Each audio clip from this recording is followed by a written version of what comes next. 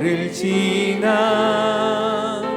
하나님 품으로 보혈을 지나 아버지 품으로 보혈을 지나 하나님 품으로 한 걸음씩 나가네. 다시 한번 보혈을 지나 보혈을 지나 하나님 품으로 보혈을 지나 아버지 품으로 보혈을 지나 하나님 품으로 한 걸음씩 나가네. 고백하며 존귀한 주 보혈이 내 영을 새롭게 하시네. 존귀한 주 보혈이 내 영을 새롭게 하네. 아멘. 다시 한번 보혈을 지나 보혈을 지나 하나님 품으로 보혈을 지나 아버지 품으로 보혈을 지나 하나님 품으로 한 걸음씩 나. 한 번 더 우리 믿음의 고백입니다. 보혈을 지나 하나님 아멘. 보혈을 지나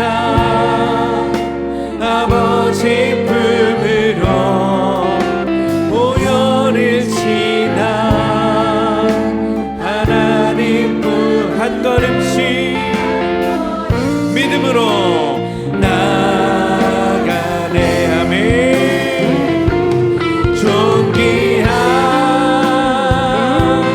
주 보혈이 내 영을 새롭게 하시네. 존귀한 주 보혈이 내 영을. 우리 함께 자리에 일어나 고백합시다. 존귀한 아멘. 주 보혈이 내 영을 새롭게 하시네. 존귀한 주 보혈이 내 영을 새롭게 하네. 영적 부흥을 추구하라, 영적 부흥을 결단하라 라는 제목으로 하나님 말씀 나누겠습니다. 사진 한 장 먼저 보여주시기를 바랍니다. 제가 준비한 사장. 여자 판사는 웃고 있고, 또 지금 이 기소된 남자는 머리를 숙이고 지금 울고 있습니다. 예, 됐습니다. 데일리 메일이라는 영국의 유명한 일간지에 실린 실화입니다. 저 내용이 뭐냐 하면, 여 판사는 민디 글레이저고, 그리고 지금 기소돼서 재수복을 받고 판결을 기다리고 있는 사람은 아더 부스라는 사람입니다.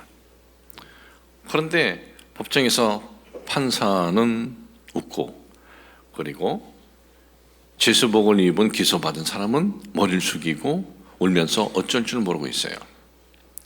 자, 저 그림의 의미가 뭐냐 하면, 지금 35년 만에 만나는 건데 같은 중학교 동창이었어요. 그리고 같은 반이었어요. 서로 아는 그러한 친한 어렸을 때 친구였어요. 딱 보자마자 글레이저 판사가, 여판사가 묻는 거예요. 야, 너 노틸러스 중학교 다니지 않았어? 미국 마이애미에 있는 노틸러스 중학교 다녔지? 그러니까 이 부스도 딱 보면서 머리를 숙이고 오는 거예요. 둘은 한 학교의 동창이었고 한 반이었습니다. 중학교 때 다른 중학생들로부터 선망의 대상이었어요. 왜? 둘 다 공부를 잘했습니다. 지금 제수복을 입은 이 부스는 어느 부분을 잘했냐면 수학과 과학을 잘했어요. 수학과 과학을 잘했기 때문에 주변에 있는 사람들은 생각을 합니다. 쟤는 나중에 좋은 대학에 가서 신경외과 의사가 되지 않겠나, 그렇게 생각을 했어요. 그리고 부스의 친척진도 얘기를 합니다. 참 공부를 잘했던 학생이고 최고의 중학교, 가장 좋은 마이애미에서 중학교를 다니고 그리고 가장 좋은 고등학교도 들어가고 대학도 들어가서 이 사회에 뭔가 희망을 길을 걸어갈 줄 알았는데 참 안타까운 표현을 하는 거예요. 도대체 왜 이런 일이 일어났을까? 35년 전 중학생이었을 때는 둘 다 정말 공부도 잘했고 사람들로부터 박수 받는 학생이었는데 고등학교 들어서면서부터 두 사람의 가는 길이 달라집니다. 여소녀, 글레이저 판사 여소녀는 변함없이 성실함으로 그 학업에 열중을 해서 대학을 나오고 로스쿨을 나와서 여판사가 됩니다. 이 아더 부스는 고등학교 들어가면서 노름에 손을 댑니다. 노름에 손을 대니까 빛을 지기 시작을 합니다. 그러니까 절도를 하게 되는 거예요. 절도를 하고 마약에다가 또 손을 댑니다. 이 고등학교 다니다가 졸업도 못하고 중퇴해버립니다. 그러는 지난 35년 동안 교도소를 들락날락하면서 범죄자의 삶을 살았던 것입니다. 이 법정에서 중학교 동창이었던 여판사, 글레이저 판사는 그 친구에게 보석금 45,000불을 선언하면서 그 친구에게 이런 말을 해요. 나는 중학교 때 많은 특기와 큰 실력을 갖고 있었던 네가 어떻게 살고 있을지 무척 궁금했었다. 당신 너는 항상 친절하고 멋진 소년이었는데 이렇게 법정에서 만나다니 지금 이 같은 상황이 너무나 안타깝다. 앞으로는 법을 잘 지키는 사람이 됐으면 좋겠다. 실제 있었던 이 실화의 내용을 읽으면서 어떤 생각이 드냐 하면은 참 사람이 살면서 참 결단을 잘 해야겠구나 하는 그런 생각이 들었습니다. 이 선택, 여러분 우리가 살아가면서 보면은 주변에 종종 이런 마음이 들 때가 있어요. 참 괜찮은 애였던 것 같은데, 착한 애였던 것 같은데, 쟤 저런 식으로 가면 참 희망이 있었을 텐데, 그런데 어느 순간 어떤 잘못된 선택으로 인해서 그가 이상하게 된 거예요. 시간이 흐르면서. 사람들은 혀를 찹니다. 참 안타깝다. 또는 우리 자신에 대해서도 그렇지 않습니까? 그때 내가 그런 선택을 하면 안 됐었는데 이런 선택을 했어야 되는데 하면서 스스로 자기 자신에 대한 탄식을 하기도 해요. 여러분 사람이 살다 보면 분명 지나온 시절이나 과거에 선택한 그 어떤 것에 대한 후회할 때 있습니다. 내가 시간만 돌릴 수 있으면 다시는 그런 선택하지 않았을 텐데 그런 마음을 가질 때가 있어요. 그러나 우리가 여러분 잊지 말아야 할 것이 있어요. 시간은 되돌릴 수 없잖아요. 그렇더라도 잊지 말아야 할 것입니다. 과거의 선택이 오늘의 결과라는 것을 우리는 지금 경험한 겁니다. 체험한 거예요. 누구의 말을 들어서가 아니고 우리가 인생을 살아오면서 내가 이런 선택이 오늘의 나의 이런 결과가 지금 세워졌다. 이건 다 우리가 지금 체험하고 있는 것 아니겠습니까? 그렇다면 오늘의 우리의 선택이 내일의 결과가 될 수 있는 거예요. 오늘의 선택이. 오늘 내가 어떤 선택을 할 수 있느냐에 따라서 어떤 선택에 따라서 내일의 결과를 우리는 지금 생각할 수 있는 거예요. 여러분, 지난 세월만이 우리의 선택의 시간이 지난 세월만 있는 거 아닙니다. 여러분, 오늘 지금 이 순간에도 우리는 선택의 인생의 이 시간 속에서 지금 우리가 걸어가고 있는 거예요. 범죄자 이 부수 고등학교 중퇴하고 35년 동안 잘못된 선택의 삶을 살아온 거예요. 그의 친구였던 중학교 동창이었던 클레이저 판사가 너무나 안타까워하는 거예요. 그러면서 그 친구에게 얘기를 해주는 거예요. 앞으로는 네가 법을 지키면서 살았으면 좋겠다. 지금까지는 네가 법을 지키지 않으면서 35년 살았지만은 그러나 앞으로 또 시간이 있는 것 아니냐? 지금 네 나이가 49이야. 앞으로는 시간이 있어. 지금 네가 이제는 바른 선택을 하면은 그 과거에 후회했던 길을 걸어가는 것이 아니라 새로운 기회의 길을 걸어갈 수 있다라는 거예요. 여러분, 이게 그 사람에게만 해당되는 이야기입니까? 우리에게도 해당되는 거예요. 우리는 잘못된 선택으로 후회하는 거에 있을 수 있어요. 그러나 그 후회를 통해서 우리가 오늘 바른 선택을 했다면 과거의 잘못된 선택에 꼭 나쁜 것만은 아니에요.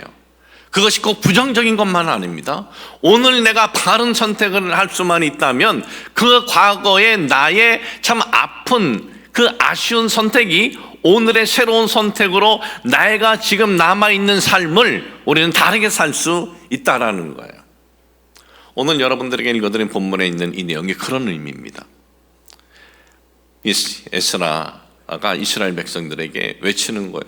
너희들 잘못된 선택을 하지 않았느냐? 너희들 가나안 땅에서 정착할 수 있었던 것은 하나님의 도우심이고 하나님의 은혜였어. 그런데 너희들 선택을 했잖아.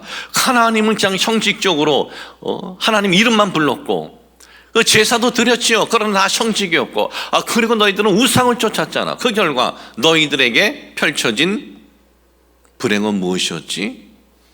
나라가 빼앗겼지. 나라가 빼앗겼다는 건 뭐예요? 개인이 망했다는 겁니다. 가정이 망했다는 겁니다. 사회가 망한 거예요. 다 불행하게 된 거예요. 나라가 망하면 다 망하는 거예요. 나라가 망하면.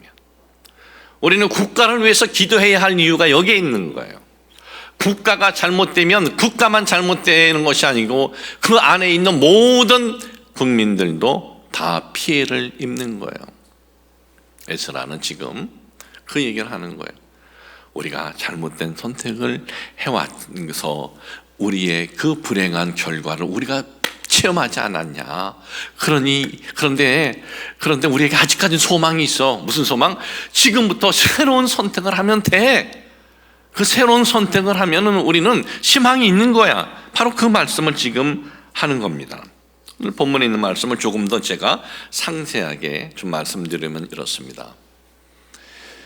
에스라는 지금 어느 때의 인물이냐, 지금 어떤 환경이냐 하면 유대 나라가 망했습니다. 바벨론에 의해서. 그래서 포로로 끌려갔어요. 바벨론으로 끌려갔는데 이 바벨론은 또 얘도 망했어요. 얘는 페르시아에 망합니다. 근데 페르시아의 왕은 고레스 왕은 융화 정책을 씁니다. 망한 나라의 백성들에게 좀 자비를 베푸는 거예요.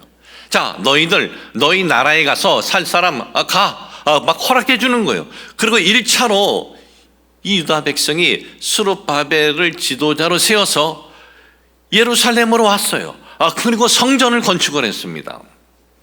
에스라는 2차 포로들이 귀환할 때의 지도자였어요. 2차 이 포로들과 함께 귀환하는데 예루살렘에 와서 성전이 세워졌으니 그 성전에서 하나님께 찬양하고 하나님께 제사드리고 저들이 하나님의 말씀을 쫓을 줄 알고 왔는데 보니까 아닌 거예요. 저들은 성전이 있었지만, 성전에서 제사도 있었지만 의식만 있는 거예요. 형식만 있는 거예요. 하나님 말씀을 그들이 보고 읽었지만은 그냥 그걸 읽듯이 읽는 거예요. 하나님을 의식하고 읽지 않는 거예요.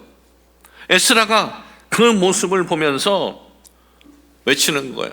우리가 과거에 잘못된 선택을 해가지고 그렇게 망했는데 왜 또 이런 우매한 짓을 하느냐.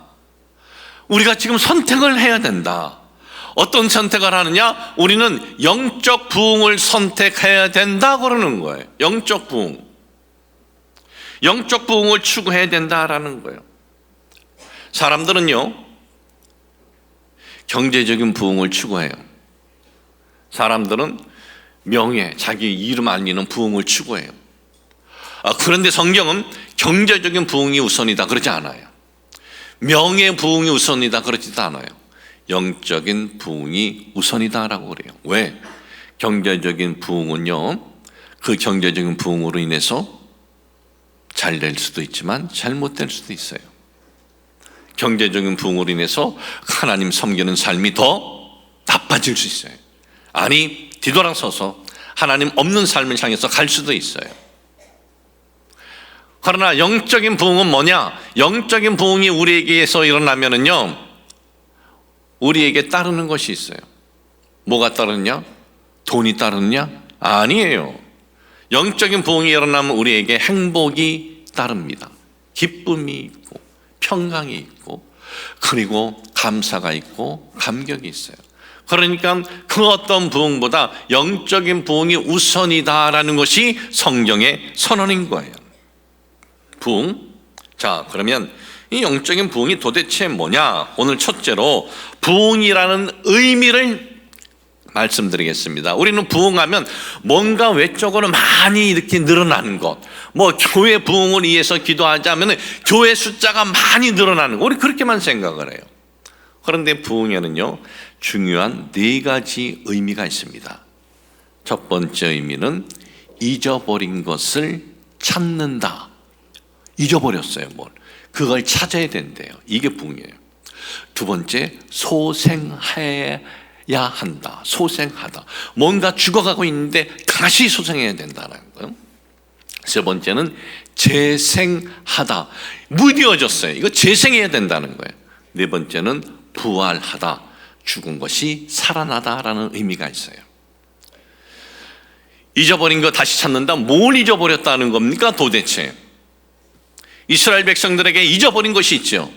하나님의 인도하심과 하나님의 은혜를 잊어버린 거예요. 저들은. 우리는 뭘 잊어버렸습니까? 우리는 구속받았다 그럽니다. 구원받았다 그래요. 내가 예수 그리스도 믿고 구속받았어, 구원받았어, 죄에서. 여러분, 죄에서 구원받았다는 것이 뭔지 아세요? 내가 누구에게 돈을 빌려줬는데 그 돈이 탕감받았다, 이게 아니에요. 내가 어떤 범법 행위를 했는데 그 범법 행위로 인해서 내가 감옥에 이렇게 갇혀야 되는데 거기서 내가 사면받았다, 이게 아니에요. 우리는 죄로 인해서 어떻게 돼야 되느냐? 영원토록 고통을 받아야 되는 거예요.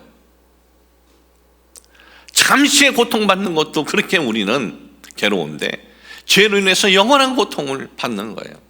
저는 제일 가기 싫은 게 치과예요. 치과 가면은 이제 나이가 먹으면 이가 좀 이상이 생기잖아요. 물론 저희 아버지는 지금 88세인데도 이가 자기 이래요, 전부 다. 너무나 부러워요. 그래서 아버지는 어떻게 이가 그렇게 든든하십니까? 그랬더니 나는 매일 한 줌씩 멸치 먹어 그래요. 너도 멸치 먹어봐 그래요. 멸치 저는 안 먹어요.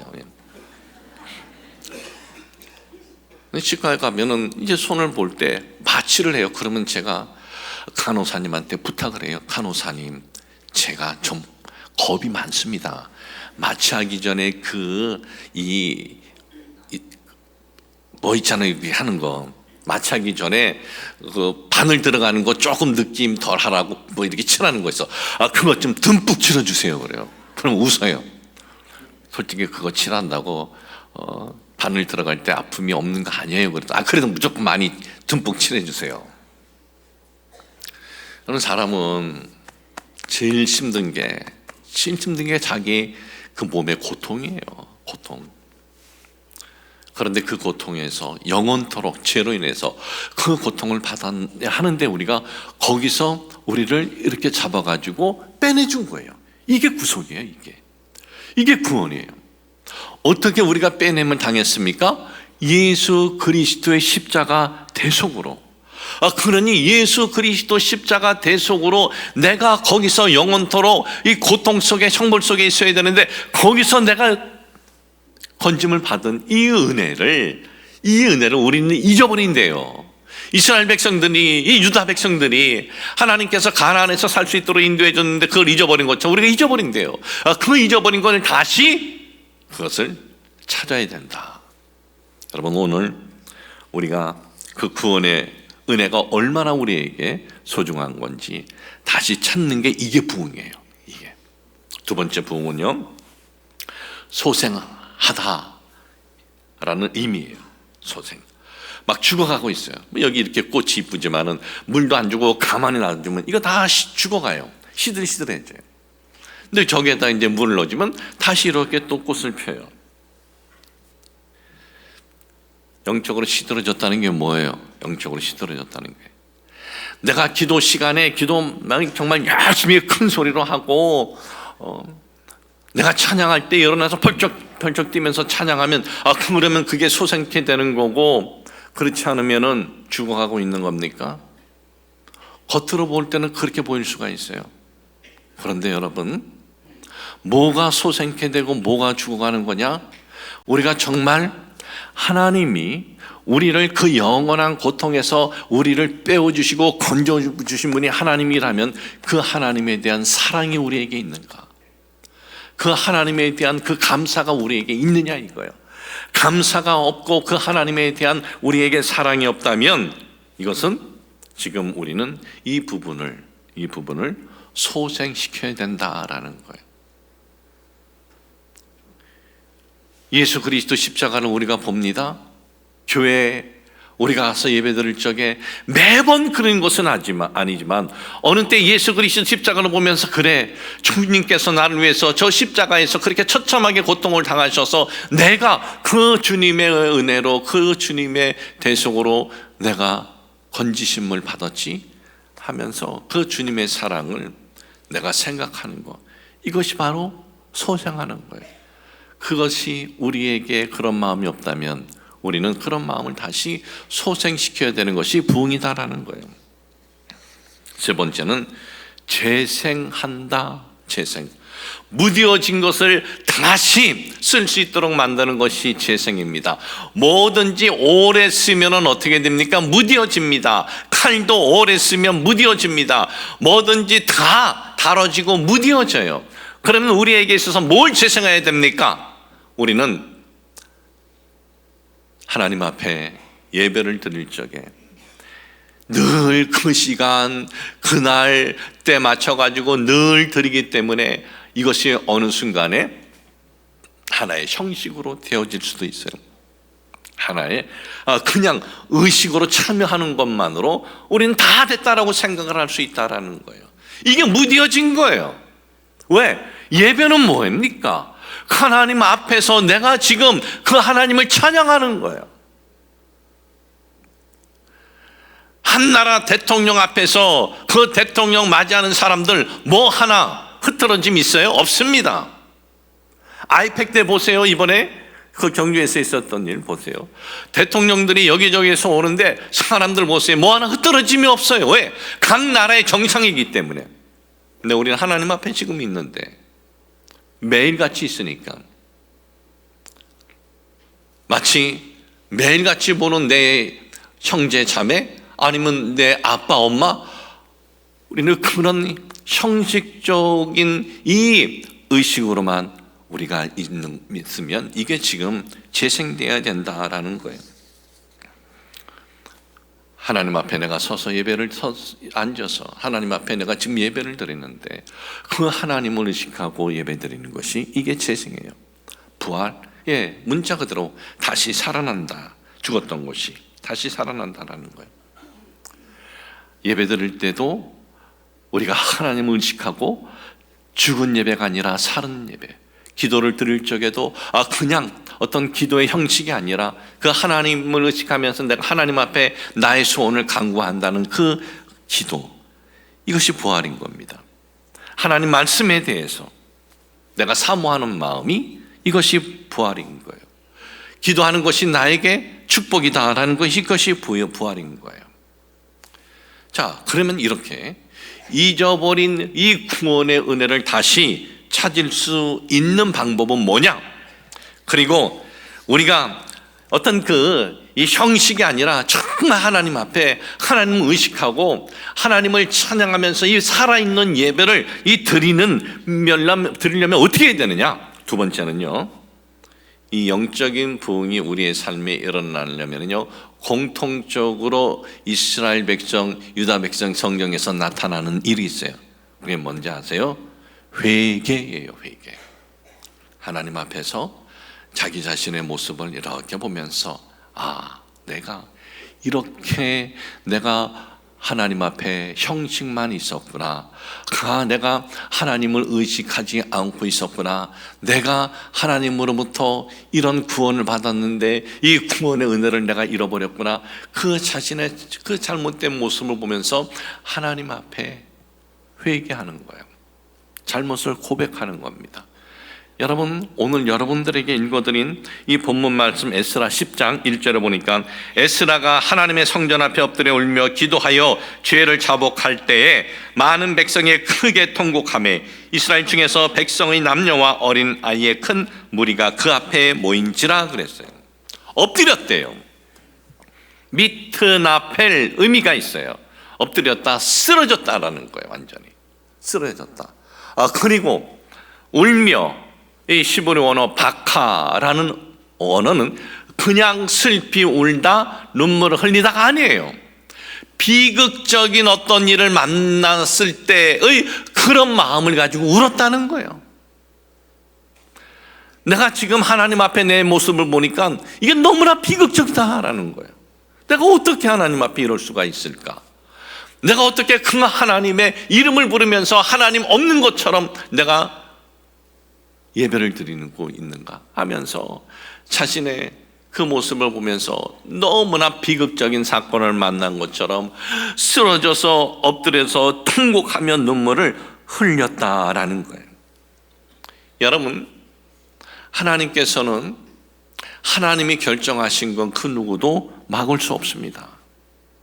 그런데 하나님이 결정해놓고 하나님이 이걸 번복하신 적이 있어요. 어느 때 그런 줄 아세요? 회개할 때 그래요. 회개할 때 하나님께서 니느웨 성 멸망시키려고 결정하셨어요. 저것들 다 쓸어버리겠다 그랬습니다. 그런데 얘네들 회개하는 거예요.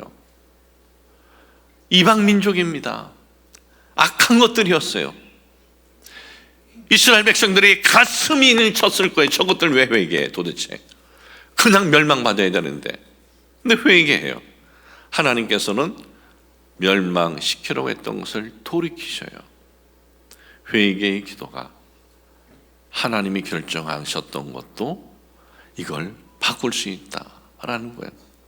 그러니까 영적 부흥에 가장 우선적으로 우리가 해야 될 것은 하나님 앞에 바로 진실한 회개의 기도가 바로 영적 부흥의 시작이다라는 거예요.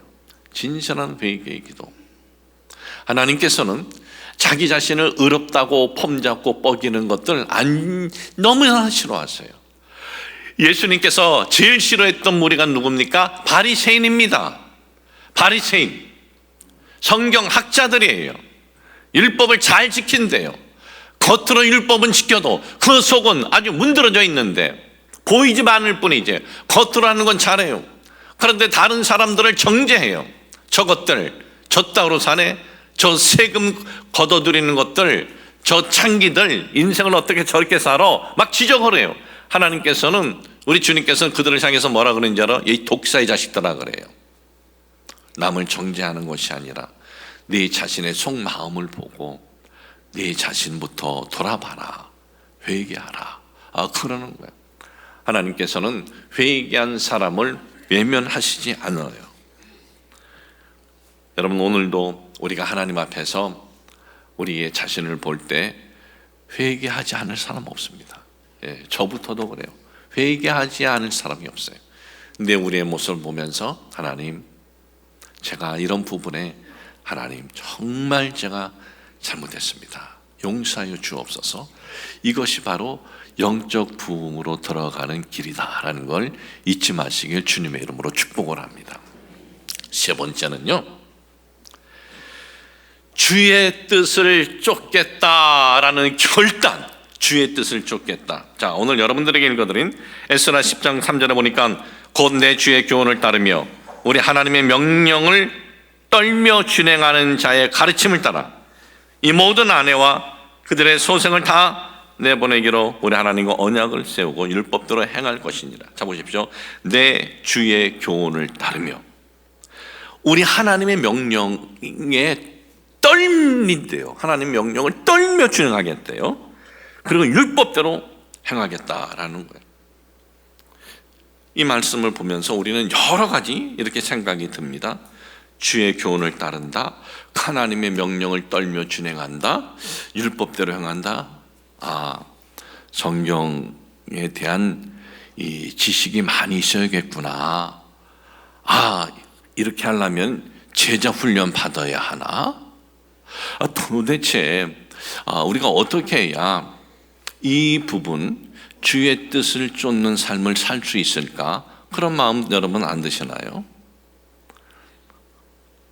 그럼 이스라엘 백성들이 주의 교훈을 몰랐습니까?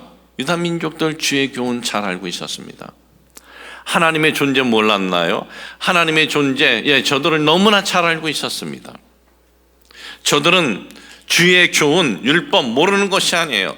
너무나 잘 알고 있었어요. 그런데 그 삶을 그들은 쫓지를 못했습니다.